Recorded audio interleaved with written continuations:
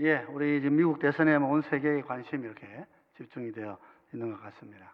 아무튼 사람이 예상하는 일과 또 실제 이루어지는 일은 여러 가지 차이가 있다 하는 걸 좀 더 보게 되는 그런 시간이기도 한 것 같습니다. 우리 모두 기도하면서 또 하나님 또 새로운 또 시대를 기도하는 가운데 잘 준비해가고 또 우리 교회도 영적으로 또 이 시대에 또 이런 환경 속에서 복음을 위해서 하나님께서 우리에게 주신 것이 무엇일지 잘 분별하고 또 섬기는 그런 시간들이 되면 좋겠다 싶습니다. 아무튼 오늘 우리 수요예배 참여하신 모든 분들에게 하나님 은혜와 기운이 위로가 충만하시기를 또 기원 드리고요. 특별히 오늘 저녁에는 우리가 형제 자매를 사랑하라고 하시니 말씀을 함께 좀 묵상하면서 은혜를 나누고자 합니다. 우리 하나님께서 우리 성도를 구원하신 것은 참된 삶이죠. 그러니까 사랑하는 삶을 살게 하기 위함이십니다.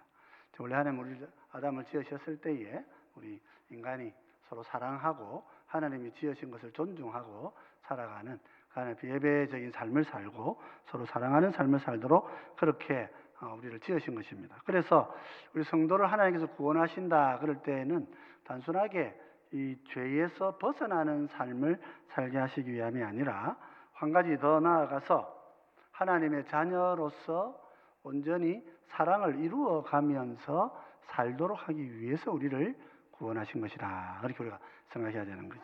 그냥 단지 죄 없는 상태를 만들려는 것이 아니라는 것입니다. 하나님께서 우리를 통하여서 하나님의 그 사랑을 나타내는 삶을 살기를 원하시는 것입니다. 그래서 우리는 항상 내 속에 거룩의 열매가 있는가 관심을 가져야 됩니다.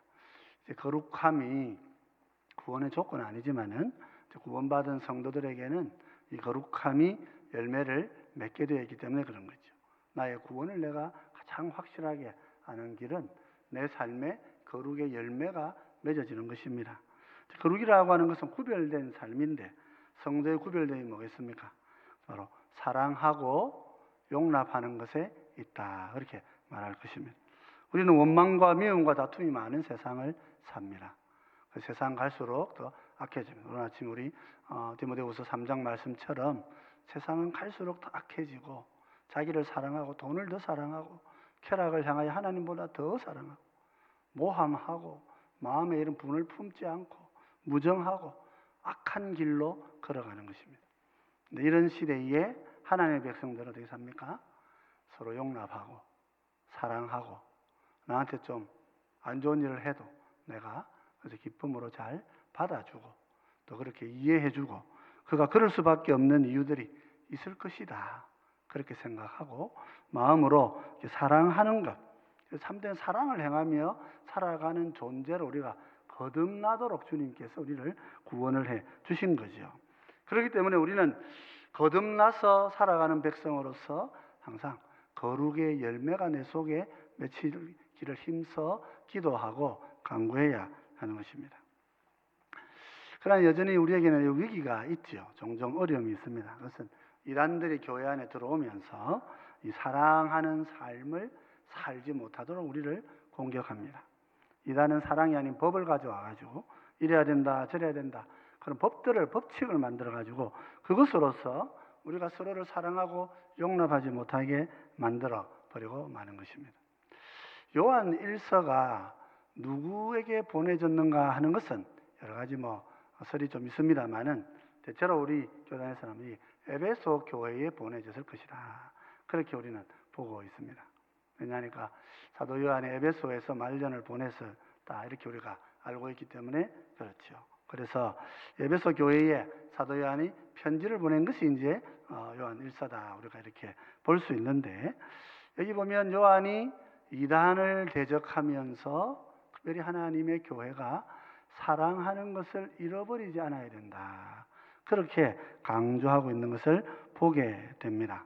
그래서 오늘 우리 이 시간에는 이 본문의 말씀들을 함께 좀 묵상을 하면서 우리는 어떻게 사랑하며 살아갈 수 있는가 같이 한번 더 생각하고 내 삶은 지금 사랑을 하고 사는 삶인가 아니면 미움에 갇혀가지고 거기를 못 헤어나와가지고 막 그냥 거기서 부들부들 떨고 있는 삶인가 한번 돌아보면서요 우리가 성령의 은혜로 사랑하며 사는 삶으로 그렇게 삶을 옮겨가는 그런 시간들이 되시면 좋겠다 싶습니다. 무엇보다 요한 서신을 좀 이해하려면 초대교회에 있었던 이단들에 대한 좀 이해가 필요합니다. 특별히 본문은 그런 단어를 쓰고 있지는 않습니다만은 교회사적으로 좀 쭉 찾아보면 오늘 본문에 나오는 이 말씀들의 배경이 영지주의적인 이단들과 매우 유사하다 하는 것을 볼 수가 있습니다. 영지주의 영향 아래에서 이단들이 교회 안으로 들어와 가지고 사랑하는 삶을 공격하고 그렇게 하지 못하도록 사랑에 무관심하도록 그렇게 하고 있는 것을 보게 된다 하는 것이죠. 그 영지주의라는 말이 없으니까 우리가 찾기는 좀 어렵습니다만은 영지주의라는 말은 영적 지식을 중요하게 생각하는 사람들을 말합니다. 영적 지식이라고 하는 것은 우리 교회에서도 믿음을 강조할 때에 믿음을 지식과 담대함, 확신이다. 이 두 가지가 갖추어져서 믿음을 이룬다. 그렇게 말을 하지요. 그래서 이때 믿음이라고 하는 것은 우리를 향한 하나님의 사랑에 대한 바른 지식이죠. 하나님 나를 사랑하시는구나 하는 바른 지식을 가지는 걸 말합니다. 그래서 우리 믿음은 맹목적인 믿음이 아니기 때문에 하나님이 나를 그리스도를 통해서 사랑하시는 것이다 하는 그것을 내가 내용을 가지고 믿는 거죠. 그러다 보면 그게 지식이 됩니다. 그래서 우리 안에도 우리 믿음에도 지식의 요소가 있습니다. 그렇기 때문에 영지주의라고 하는 것도 기독교회 안에 들어올 수 있는 어떤 유사점을 가지고 있는 거예요. 믿음을 영적인 지식이라 이렇게 가르치고 생각하면서 그 지식을 잘 가져야 우리가 구원을 받고 은혜의 자리에 나아간다. 그렇게 말하는 것이죠. 그렇습니다. 우리가 믿음을 잘 알아야 됩니다. 그래서 믿음을 배워야 되고 믿음이 아닌 것과 믿음을 잘 구별을 할 줄 알아야 하지요. 그러다 보니까 영지주의는 지식을 강조하니까 알을 강조하니까 그래서 저 알미 우리의 믿음과 같겠구나 이런 생각을 하면서 교회가 그들을 받아들일 수가 있게 되는 것입니다. 영지주의라고 하는 것은 철학적으로나 종교적으로 규정하기가 좀 포괄적인 집단이긴 합니다. 다양한 모습을 가지고 있기 때문에 그리고 초대교회사를 공부하면 영지주의가 어떤 모습을 가지고 있는가 하는 것을 우리가 좀 살펴볼 수 있습니다. 새로 동방의 종교와 그리스의 철학이 합쳐진 어떻게 보면 혼합적인 어떤 종교이기도 하고 철학이기도 한 것이 영지주의라 이렇게 말할 수 있습니다. 오늘날의 뉴 에이지 무브먼트로 그렇게 영지주의의 모습이 나타나고 있다고 많은 교회사 학자들은 걱정을 하고 있는 것이 우리 현실이지요. 그래서 그래서 영적 지식이 우리를 구원한다 그런 생각을 합니다. 이들의 세계관은 세상을 유언적으로 보고 있습니다. 이들은 세상에 영과 물질이 있는데 물질은 영을 가두어 놓는 감옥이다 그렇게 생각을 해요. 사람의 영은 거룩한 생명이지만은 육에 감추어져 있으면 우리가 영이 육 안에 있는 이상은 감옥에 갇혀서 자유롭게 살지 못하는 불행한 삶을 사는 존재이라 말이죠. 그렇기 때문에 인간이나 우주 만물이 참된 자유와 참된 생명을 가지려면은 어떤 신비로운 자기들만의 어떤 지식을 가지고 그 지식을 붙들어야 이 감옥에서 육신의 감옥, 물질의 감옥에서 벗어나서 영원한 영의 세계로 나아갈 수가 있다. 온 우주를 지은 창조주 그 영에게로 우리가 그렇게 나아갈 수 지식이 필요하다. 그렇게 가르치고 있는 것이죠. 그래서 이분들에게 있어서 육과 몸은 이렇게 거룩한 영을 이렇게 막고 있는 영의 자유와 생명력을 막고 있는 악한 것이다. 그렇게 보여지는 것입니다. 이런 가르침이 교회 안에 들어오게 될 때에 교회 안에 좀 이상한 일이 생깁니다. 교회 안에도 복음이 있죠. 복음도 지식입니다. 그래서 하나의 영지가 있구나 이렇게 생각을 하는 거예요. 그래서 영지 안에 있으면 어떻게 됩니까? 영적 지식이라고 하는 것은 육에 갇혀 있는 영을 몸으로부터 자유롭게 하는 그런 하늘의 신비한 지식이 되는 것이죠. 그렇기 때문에 자연스럽게 형제나 자매를 사랑한다고 할 때에 그 사람의 물질적인 필요나 육신적인 아픔에 관심을 가지고 돕는 일이 필요 없다고 생각하게 됩니다. 왜냐하면 육적인 것이나 이런 물질적인 것은 오히려 영을 가두어 버리는 감옥과도 같은 것이니까 그런 것들이 우리 삶에서 오히려 떠나가야 되는, 벗어나야 되는 것이니까 우리가 서로 사랑한다고 해서 다른 사람을 물질적으로 돕거나 그 육신적인 필요를 도와가는 것이 결코 그 사람을 유익되게 하는 것이 아니란 말이죠. 그래서 이분들은 오히려 육신이 아프거나 육신이 가난하거나 먹지 못하거나 힘들거나 그러면 그냥 무관심하게 방치해 두는 것이 더 좋다. 그런 생각을 하게 되는 거예요. 그래서 우리가 중세 시대를 쭉 지나오면서도 여러분 그림을 보시면 경건한 분들의 얼굴을 어떻게 그립니까? 경건한 분들의 그 화상을 그려놓는 걸 보면 다 삐쩍 말라 있어요. 살찌신 분들이 아무도 없어요. 그러니까 육신을 절제하고 삐쩍 말라가지고 육신을 절제한 상태에서 배고픈 상태에 있어야 되는 거예요. 그래야 영이 하나님과 함께 간다. 물론 이제 우리가 너무 먹는 거 밝히면 또 하나님 가까이 잘 안 하게 되죠. 먹는 낙에 빠져서 조심해야 되는 것도 있습니다만은 근본적으로 물질과 이런 육신의 것은 악한 것이기 때문에 그래서 이 세상 사람 이 교회가 생각할 때 세상 사람과 다른 경건한 사람은 삐쩍 말라가지고 몸을 피골이 상접해가지고 눈빛은 막 흐리멍텅하게 이렇게 있는 사람이 경건한 사람이라 그런 생각들을 중세가 이상적인 성도의 모습이라 생각하고 그려왔던 것을 우리는 알 수 있죠. 같은 형태는 아니지만 영지주의와 비슷한 형식의 신앙생활을 하고 있는 것이라 이렇게 볼 수가 있는 거죠. 그래서 이렇게 이것은 뭐 그럴 수도 있습니다만은 여기에는 문제가 생길 수 있습니다. 우리가 이런 신앙을 유지하게 되면 문제가 생깁니다. 왜 그렇습니까? 우리가 그리스도인으로서 그리스도인은 누구를 따라 삽니까? 우리의 주인 대신 예수님을 따라 사는 사람이란 말이죠. 영지주의의 가르침이 그럴듯해 보이고 물질이나 육이 우리로 하여금 죄를 짓게 하기 때문에 그게 이제 필요 없고 우리 속에서 다 잘려나가야 되는 것이니까 그런데 어려움이 있는 분들을 도울 필요가 없다. 이렇게 생각하는 영지주의를 따르겠다 보면 그럴듯하지만 조그마한 차이가 큰 간격을 내게 되는데 나중에 가면 예수 그리스도의 삶을 따를 수가 없게 됩니다. 자, 그걸 오늘 요한이 지금 차근차근 지금 설명을 해주고 있는 것이죠.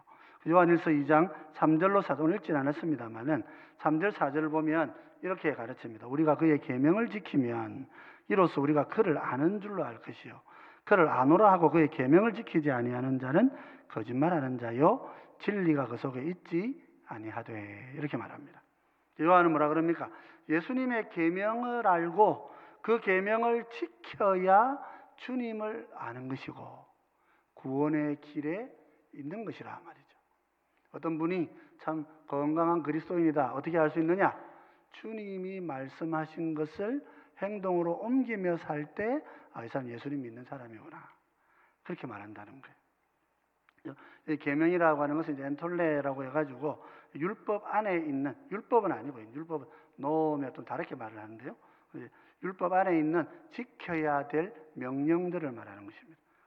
예수님께서 이렇게 해라 저렇게 해라 우리에게 삶 가운데 말씀을 주셨는데 그 말씀 안에 있는 행함들을 내가 내 몸으로 순종하고 행할 줄 알 때 이분이 정말 예수님을 아는 사람이구나 하고 우리가 인정할 수 있게 된다 하는 것이죠. 그래서 6절은 이렇게 가르치고 있는 것입니다. 요한일서 2장 6절입니다.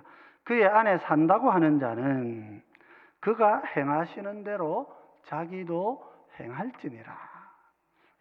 육신으로 행동하고 삶을 말씀대로 몸을 움직여서 실천하는 이것이 성도의 삶이에요. 성도의 구원의 목적이에요. 예수님 아는 사람들은 예수님처럼 행동하고 살아야 하는 것이죠. 예수님 안에 사는 자는 그래서 자기 마음대로 살지 않습니다. 예수님 뭐라고 말씀하셨으면 세상에 오셔서 내가 율법을 폐하러 온 것이 아니요 율법을 완성하러 오셨다 그러시죠. 완전하게 하러 오셨다 그럽니다. 마태복음 5장 17절에 이런 말씀이 있죠. 내가 율법이나 선지자를 폐하러 온 줄로 생각하지 말라. 폐하러 온 것이 아니요 완전하게 하려 함이라. 예수님 아는 자는 예수님이 행하신 삶을 자기 삶 속에 살아가는 그런 사람입니다. 예수님은 율법을 완전하게 하러 오신 분이시기 때문에 하나님의 계명을 자신의 삶 속에 다 지키신 거예요. 어떻게 지키셨어요? 때로는 고난도 받으면서 무슨 일을 하든지 아침에 하루를 시작할 때마다 하나님께 묻고, 우리 마가복음 1장 35절에 보면 이른 아침 한적한 곳에 나가셔서 예수님이 기도하시고, 그 베드로 집에 많은 사람들이 와가지고 내 치료해달라고 그렇게 막 얘기할 때에 제자들이 찾아와서 예수님, 사람들이 너무 많이 왔으니까 지금 좀 가서 고쳐주십시오 할 때 뭐라 그래요? 가자, 다른 마을로 가자. 거기에도 내가 복음을 전해, 내가 그 일을 위해 왔다. 그러시고 옮겨가시는 거예요. 예수님은 세상의 어떤 필요가 예수님의 행동을 구속할 수 없었던 분이에요. 그냥 주님께서 아버지의 뜻을 보시고 그 뜻이 아버지의 뜻이라면 우리가 생각할 때는 이 일이 더 중요해 보이는데 예수님은 그냥 가신 거란 말이에요. 이제 뭘 보여주는 것입니까? 우리가 하나님의 뜻을 따라 사는 삶이 우리 삶의 제일 중요한 것. 내가 착한 일 하느냐, 뭐 누구를 위해 희생하느냐 이런 것보다 더 우선적인 게 뭐냐면 하나님께서 나에게 뭐라고 말씀하시느냐. 예수님 같이 떠나버렸으면 그 베드로 집 앞에 와 있던 그 환자들 어떻게 되겠어요? 근데 또 필요하면 자기가 다 따라와요. 예수님이 따라가지 않습니다. 하나님께서 나에게 주신 명령을 따라 사시는 거예요. 그게 순종의 삶이라는 그런 거란 말이죠. 내가 세상을 보고 세상 따라 사는 게 아닙니다. 하나님이 말씀하신 계명과 주신 말씀을 따라 살아가는 거지요. 그렇기 때문에 우리 성도는 우리 삶이라고 하는 것은 자연스럽게 주님이 보여주신 대로, 주님이 나를 인도하시는 대로 하나님의 말씀에 의지하여서 살아가는 것입니다. 예수님은 어디까지 순종하십니까? 자기의 살과 피를 찢고 흘리시는 데까지 순종하시는 거예요. 예수님께서 고난받으시고 죽으시기까지 아버지의 뜻을 순종하신 거예요. 사탄도 예수님 말립니다. 그러지 말고 손해라고. 그냥 내려오고 십자가에서 내려오고 그거 죽고 그러면 안 된다고. 그렇게 해도 예수님은 그렇게 죽으시는 길을 가시는 거예요. 로마서 5장 8절은 이렇게 기록하지요. 우리가 아직 죄인 되었을 때에 그리스도께서 우리를 위하여 죽으심으로 하나님께서 우리에 대한 자기의 사랑을 확증하셨느니라. 주님께서 자신의 살과 피를 흘리시고 찢으셔서 우리를 향한 하나님의 사랑을 확증하신 것이다. 하나님의 사랑이 어디에 있습니까? 저 십자가에 있는 것입니다. 주님께서 우리를 위하여 죽으신 그 자리, 살과 피를 찢는 영지주의 입장에서는 말이 안 됩니다.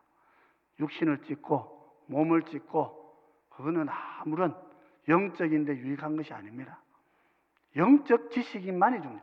영만이 중요한 것이지 육은 필요 없는 것이에요. 그러나 주님은 어떻게 하십니까? 사람의 몸을 입고 오셔가지고 자기의 몸을 찢으시고 피를 흘리심으로써 우리를 향한 아버지의 사랑을 확증해 주시는 거란 말이에요. 하나님 사랑이 어떻게 확정됩니까? 예수님께서 육신의 몸을 찢으시고 피를 흘리실 때에 하나님의 사랑이 우리에게 확증되어지는 것이라 말이죠. 그래서 성찬을 주실 때도 떡과 잔을 가지고 예수님이 그렇게 말씀하셨어요. 누가복음 23장 19절 20절을 보면 이렇게 또 떡을 가져 감사기도 하시고 때 그들에게 주시며 이르시되 이것은 너희를 위하여 주는 내 몸이라 너희가 이를 행하여 나를 기념하라 하시고 저녁 먹은 후에 잔도 그와 같이 하여 이르시되 이 잔은 내 피로 세우는 새 언약이니 곧 너희를 위하여 붓는 것이라. 무슨 말입니까? 예수님께서 자기 몸을 찢어서 우리에게 양식으로 주시는 거예요. 그것이 하나의 상징적이고 비유적인 표현이긴 하지만 예수님은 실제로 우리 영의 양식이 되신단 말이에요. 주님의 말씀이 내 영을 든든하게 세우는 거예요. 영적인 다른 지식을 가지고 붙드는 게 영적인 우리의 영을 세우는 것이 아니고 우리를 위해 살 찢으신 주님의 그 살을 내가 먹고 묵상하면서 주님이 흘리신 그 피를 내가 먹고 묵상할 때 성령께서 우리 가운데 오셔서 하늘의 양식을 주시고 우리가 하늘의 백성으로서 천국의 영원한 삶을 확증하게 되는 그런 은혜를 누릴 수 있게 되는 것이죠. 그렇기 때문에 영지주의자들 같이 육신의 것을 보잘것없다. 그렇게 함으로써 영원한 영적 구원에 이르게 되는 것이 아니라 말입니다. 그런 것이 아닙니다. 예수님이 자기 육신을 우리를 위해 내어주시는 그 사랑으로 우리를 붙드실 때에 참된 구원과 영의 영원한 회복이 거기에서 주어지게 되는 것입니다. 그렇기 때문에 영지주의의 사랑과 주님의 사랑은 다른 사랑이라 말이죠.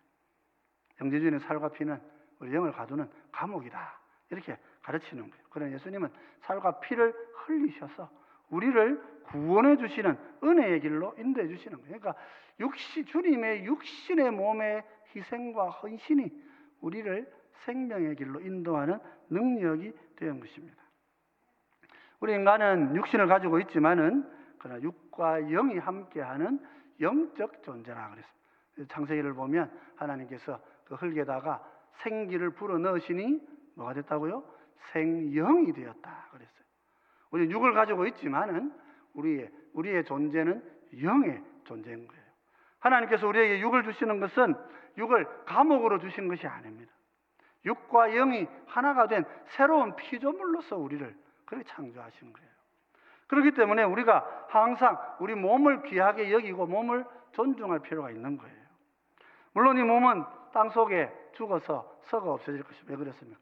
죄를 범했기 때문에 그런 것입니다. 이 몸이 왜 땅에 썩어져 없어집니까? 우리가 죽음의 순간에 내 영이 첫 번째 부활하여 하나님 나라에 가 있고, 그래서 내 몸은 땅에 묻히면서 나의 이 죄성을 다 녹여 없애고 죽이는 거예요. 그리고 주님께서 다시 오시는 날, 우리가 두 번째 부활의 날에 이르게 될 때에 우리 하늘에 있던 우리의 첫 번째 부활한 영이 땅에 있는 우리의 이 몸을 하나님의 은혜로 다시 찾아서 만나게 될 때 우리의 몸은 어떻게 됩니까? 완전히 변하여서 새 몸을 입고 주님과 함께 새 삶을 사는 백성이 되는 거예요. 육은 감옥이라서 땅에 가서 썩어지는 게 아닙니다. 육은 다시 한번 새로운 삶을 시작하기 위한 하나님의 은혜를 준비하기 위해서 죽는 것입니다. 육은 땅에서부터 사라지는 것입니다. 영은 영원히 하늘에 있는 거죠. 주님과 함께 만나고 마지막 날 주님 오실 때 하나님께서 변화시켜 주신 새 몸을 입고 그래서 영원한 성도의 삶을 살게 되는 것입니다. 육신은 절대 감옥이 아닙니다. 우리 인간의 영원한 미래는 변화된 새 몸을 입고 새 영으로서 내 영이 온전해지고 내 몸이 변화되어져서 이렇게 하나가 되어 진짜 주님이 말씀하신 그 새 영이 되어서 몸을 가진 새 스피릿으로 그렇게 우리가 살아가게 된다. 이게 하나님께서 우리에게 주신 약속의 말씀인 거죠. 성도는 형제를 사랑하는 삶에 있어서 육신적이고 그 물질적인 아픔을 무관심해서는 안 되는 것이라 말입니다. 그의 영이 아프고 힘든 만큼 우리는 그의 몸의 힘듦과 수고를 가까이 두고 봐야 하는 것입니다. 육체를 돕는 것은 결코 악을 돕는 것이 아닙니다. 이 사람 육을 건강하게 하고 육을 강건하게 하도록 돕는 일은 그의 영을 더 강건하게 하고 그의 인격을 건강하게 돕는 우리의 삶에 너무도 힘써야 될 모습인 거예요. 그냥 영적이라 그래가지고 영이니까 육은 없어지고 이미 육은 이제 그냥 썩어 없어질 거니까 그냥 아무렇게나 해도 된다. 주님 그렇게 말씀하지 않으셨어요. 주님 우리가 부활하는 날 우리의 이 몸이 완전히 변화되어져 가지고 더 거룩하고 온전한 이 비교급으로 더 이렇게 하는 게 절대적인 새로운 존재로 늙지 않고 병들지 않고 쇠하지 않는 새 몸으로 우리를 완전히 바꾸셔서 하나님께서 하나님 주시는 그 영과 그 몸이 하나가 되어서 하나님의 나라를 이루고 영원한 천국을 살아가게 될 백성으로 하는 우리를 불러주신다. 그렇게 약속하고 계신 거란 말이죠. 그렇기 때문에 이 땅에 있는 우리의 이 몸이 마지막 날에 다시 부활해서 변화되어 새롭게 나타날 몸이란 말입니다.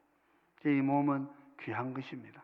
하나님께서 우리에게 주신 것이 그런 점에서 우리의 몸을 함부로 우리가 대하지 않고 아끼고 귀하게 생각하고 또 그렇게 하면서 더 성실하게 어려움에 있는 사람들, 물질적으로 어려운 사람들, 그런 분들을 내 마음을 다하고 힘을 다해서 섬기는 그것이 그의 영을 도와주는 것 같은 것이라 말이죠. 그래서 복음을 전할 때에도 빵과 복음을 함께 들고 가서 같이 삶을 새롭게 하는 것. 이것이 주님께서 우리에게 원하신 것이라 말이죠. 그렇습니다. 우리 형제를 사랑하는 것. 그래서 하나님의 계명과 율법을 지켜서 그 율법의 본래적인 의미라고 할 수 있습니다. 율법은 두 가지로 줄여진다 하지 않았습니까?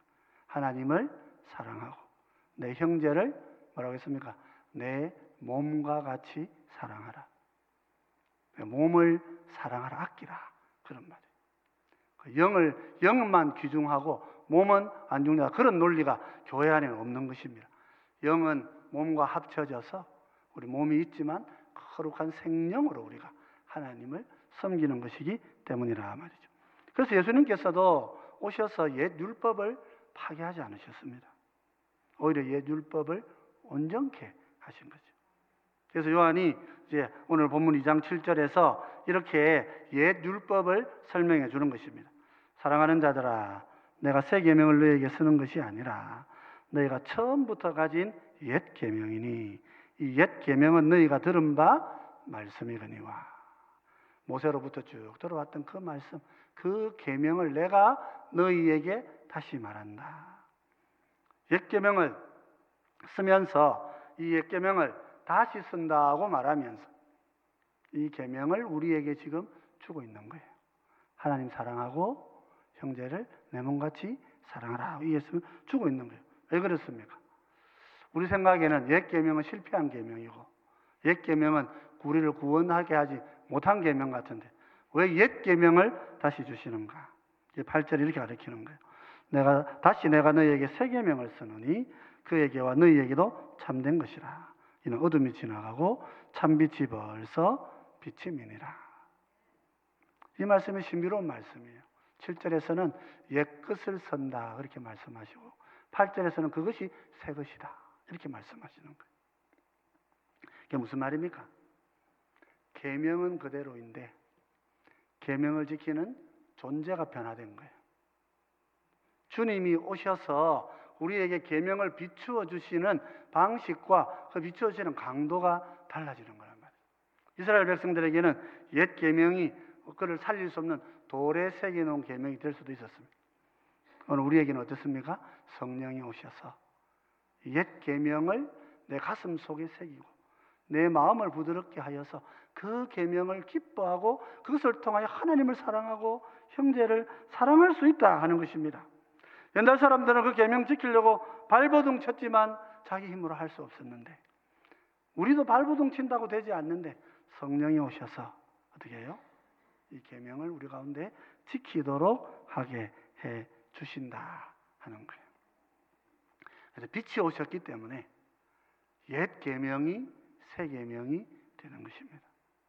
빛이 없는 데서 옛 계명을 보아서는 앞을 볼 수가 없지만은 그러나 새 계명, 빛이 오신 다음에 그 계명을 비추면 우리 성도는 영원히 그 빛 가운데 살면서 내 심령의 밭을 새롭게 갈 수 있는 새 사람이 되는 거예요. 9절 10절 이렇게 얘기하죠. 빛 가운데 있다 하면서 그 형제를 미워하는 자는 지금까지 어둠에 있는 자요 그의 형제를 사랑하는 자는 빛 가운데 거하여 자기 속에 거리낌이 없도다 그렇게 말하는 것입니다. 빛 가운데 있는데도 내가 미움 속에 살아가고 있다. 이 미움이 뭡니까? 다른 사람의 가난과 아픔에 무관심한 거란 말이에요. 저 사람이 가난하고 힘든 거 나하고 무슨 상관이냐? 지가 잘못해서 그런 건데 그렇게만 생각한다면 그건 참된 빛 가운데 거하는 삶이 될 수가 없는 것이죠. 미워한다는 것은 그런 의미로 우리가 이해해야 돼요. 그러면 그는 지금까지도 빛이 없는 어둠에 있는 것이다. 아직 계명이 눈에 안 들어오는 것이란 말이죠. 형제를 사랑하는 자는 빛 가운데 거하게 되는 것이다. 물론 우리가 아직까지 부활에 완전히 참여한 사람이 아니기 때문에 우리가 부족하기도 합니다. 너무 완전주의에 또 빠져서 우리 남을 정죄하고 그럴 필요는 없어요. 그러나 분명한 사실은 무엇입니까? 하나님 안에서 내가 비록 이 땅에서 온전한 열매를 다 맺지는 못해도 내 마음으로 연약하고 힘든 이들을 바라볼 때마다 겸손하고 나도 겸손하고 그를 긍휼히 여길 줄 아는 마음을 가지고, 그래서 우리가 그를 사랑하고 섬길 때에 비로소 빛된 자녀로 살아가게 되는 것이죠. 그러므로 우리 사랑하는 성도 여러분, 우리 모두는 형제 자매들의 물질적이고 육체적인 어려움을 무관심하게 보지 않도록 그렇게 우리 마음을 잘 다스려 가야 하는 거예요. 그들의 고통과 아픔에 내가 공감하고 그 약함의 어려움에 내가 마음을 다할 때에, 그리고 나의 물질과 나의 힘을 미약하지만 내가 할 수 있는 것을 돕고 섬길 때에, 그럴 때에 하나님께서 우리를 기뻐하시는 거예요. 주님께서도 자신의 살과 피를 가지고 우리를 먹이시고 입히시는 것처럼 하나님께서 우리에게 주신 물질을 가지고 다른 사람의 영을 돕고 섬기는 것이, 그것이 성도의 삶의 바람직한 모습이고 그것이 참된 사랑이라 하는 것입니다. 최근에 보면 일부 분들이 율법은 이미 폐지되었고 이제 성령님만 계시면 우리를 인도하시니까 그냥 율법은 없어도 된다, 이렇게 생각하는 분들도 있습니다. 모세 율법을 근거로 해서 그 율법을 지키지 못해서 이스라엘 백성들이 구원을 못 받았지 않느냐, 이런 생각을 하면서 율법 우리를 넘어뜨리는 거니까 율법은 없애고 예수님 안에서 성령님을 따라 살면 우리가 바르게 살 수 있는데 왜 굳이 율법을 강조할 거냐, 그런 얘기를 해요. 왜 계명을 자꾸 얘기하느냐. 오늘 우리 사도 요한도 그냥 사랑하라 하면 되는데 왜 예수님의 계명을 순종해라 이렇게 자꾸 말씀을 하고 있느냐 말이에요. 그러니까 오늘날에 우리들은 차라리 율법 없애버리자, 율법이 없고 그냥 성령님이 내 마음속에 주시는 감동대로 내가 사랑하면 얼마든지 사랑할 수 있지 않겠느냐, 율법 우리를 구원하지 못했지 않았느냐, 그런 생각을 하고 있는 것 같아요. 그러나 우리는 이런 생각에 동의할 수가 없어요. 왜냐하면 모세 율법은 행위의 율법이 아닙니다. 우리가 반드시 기억해야 돼요. 모세 율법은 430년 전에 아브라함에게 주셨던 약속의 은혜의 율법 아래에 주신 계명이에요. 갈라디아 3장 17절 이렇게 얘기해요. 내가 이것을 말하노니 하나님께서 미리 정하신 언약을 430년 후에 생긴 율법이 폐기하지 못하고 그 약속을 헛되게 하지 못하리라. 율법이 믿음으로 구원 얻는 우리의 믿음을, 우리의 구원을 폐기할 수가 없다, 그렇게 이야기했어요. 그러고 갈라디아를 보면 율법과 이 약속이 좀 대조하는 듯 좀 있습니다만은 우리가 갈라디아서를 잘 이해해야 되죠. 모세의 율법은 행위적인 측면이 있습니다만은 그러나 그것은 절대로 은혜의 약속을 폐기하는 법이 아닙니다. 당신이 은혜로 구원을 받았지만 율법을 못 지키면 천국 못 갑니다, 그렇게 온 게 율법이 아니란 말이에요. 그래서 모세의 율법 그 자체가 행위 언약으로 주어진 것이 아니란 말이죠. 은혜 언약의 틀 안에서 주어진 은혜 언약이라, 이렇게 말해야 할 것 같아요. 이제 모세 율법에는 계명만 있지 않습니다. 모세 율법에는 계명이 있습니다. 그래서 꼭 행위를 강조하는 것 같아요. 근데 그 계명에는 뭐가 있습니까? 제사가 있고 제사장이 있고 그리고 절기들이 있어요. 무슨 말이에요? 모세의 언약은 행위를 강조하는 게 아닙니다. 너희의 행위가 이런 기준에 부합하는지 한번 봐봐라 하고 보여주는 거예요. 그럼 보면 율법을 쭉 쳐다보면 우리가 어떻습니까? 나는 이 율법을 행할 수 없는 죄인이네요. 그걸 깨달으라 이거죠. 그걸 깨달아 주신 거죠. 깨달아. 뭐 표준을 보여주신 거예요. 네가 이렇게 안 살면 내가 너 죽인다, 이렇게 하신 게 아니에요. 어떻게 구원받아요? 내가 이렇게 율법을 지켜서 구원받습니까? 아닙니다. 율법을 못 지키는데 제사장께 가서 제사를 드려서 그 흘린 피를 보고 주님 앞에 피를 뿌려서 내가 구원을 받고 은혜를 누리게 되었습니다 하고 고백할 때에 용서를 받는 거예요. 그런데 어떻게 모세 율법이 행위 율법이 될 수가 있겠습니까? 절기는 뭡니까? 예수님 초림, 재림, 그 성령 오심을 나타내는 그 예비일의 연습일과 같은 거란 말이에요. 예행 연습. 주님이 메시아가 오실 것이라는 것을 확정하고 믿고 이렇게 붙드는 그날이 절기들이고, 제사와 대제사장을 통하여서 짐승의 피를 흘려야만이 내가 구원을 받을 수 있다, 이 기준을 다 이루지 못하지만 그 피를 흘리면 내가 구원의 은혜의 자리에 나아갈 수 있다 하는 이 믿음을 주시려고 모세의 율법을 주신 거예요. 이스라엘은 왜 망했습니까? 율법을 어겨서 망한 게 아닙니다. 이스라엘은 왜 망했습니까? 율법이야 예전역에 지킬 수가 없었지요. 다 아담의 후손들인데 율법을 어떻게 지켰어요? 이스라엘은 왜 망했습니까? 제사를 믿지 않았기 때문에 그런 거예요. 주님의 보혈을 믿지 않았기 때문에 그런 거예요. 이 보혈을 의지하고 나를 위해 오실 그 메시아를 내가 반드시 믿고 붙들면 내가 영원한 생명에 이르게 하실 것이다. 우리 하나님 그렇게 약속하셨다. 이 믿음을 안 붙들고 뭐랍니까? 우상을 숭배하는 거예요. 다른 신을 섬기는 거예요. 구원의 길은 다른 데 있다고 생각하고. 그래서 다 망한 거예요. 율법을 안 지켜서 망한 게 아닙니다. 그죠? 율법을 우리는 계명을, 옛 계명을 오늘 우리 성도들은 이스라엘 백성들을 오해해가지고 이 계명이 이스라엘 백성들을 못 구원, 원래부터 못 구원했어요. 이미 아담에서 실패했기 때문에.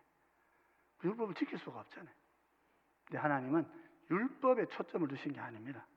제사와 대제사장을 통하여서 이렇게 우리의 어린 양으로, 우리의 대제사장으로 오실 그리스도를 믿는 믿음을 가질 때, 그 주님을 의지할 때, 메시아를 의지하고 살 때 내가 영원한 생명으로 나올 수 있다 하고 은혜의 언약을 보여주셨던 것이지요. 그래서 우리는 오해하지 않아야 하는 것입니다. 우리는 다시 오실 예수님 안에 우리의 구원이 있다 하는 것을 마음에 붙들어야 됩니다. 그리고 율법의 계명을 마음에 잘 간직해야 됩니다. 성령의 비단에서 하나님께서 이 영지주의라든지 율법 폐지론자들처럼 하나님의 계명을 내가 순종하지 않아도 않아야 되는 것처럼 필요 없는 것처럼 그렇게 여기지 않고 주님이 살아가셨던 삶 그대로 자기의 살과 피를 흘리면서 물질적으로 또 경제적으로 육신적으로 어려운 이들을 긍휼히 여기며 살아갈 때 구제하고 섬기는 일에 힘쓸 때에 하나님께서 우리의 삶 가운데 거룩한 형제 사랑의 그 열매를 거룩하게 만들어 주시면서 우리로 하나님의 백성된 지위를 누리고 은혜 가운데 살아가게 하시는 것입니다. 오늘 요한의 이 말씀 우리가 마음에 잘 간직하시고 내가 옛 계명을 주님의 빛 안에서 새 계명으로 잘 이렇게 눈여겨 다시 보고 계명을 쫓아 하나님을 사랑하고 형제를 내 몸과 같이 사랑하고 그래서 그 어려움에 내가 무관심하지 않고 항상 말씀을 실천하면서 주님의 모습을 닮아 가셔서 주님 안에 구원이 있음을 우리가 마음으로 확신하고 우리 모든 형제 자매들의 어려움을 서로 도와가면서 서로 용납하고 하나가 되고 참된 사랑으로 서로를 잘 붙들어가는 그런 우리 교회를 이루어 가시기를 주의 이름으로 축원드립니다. 우리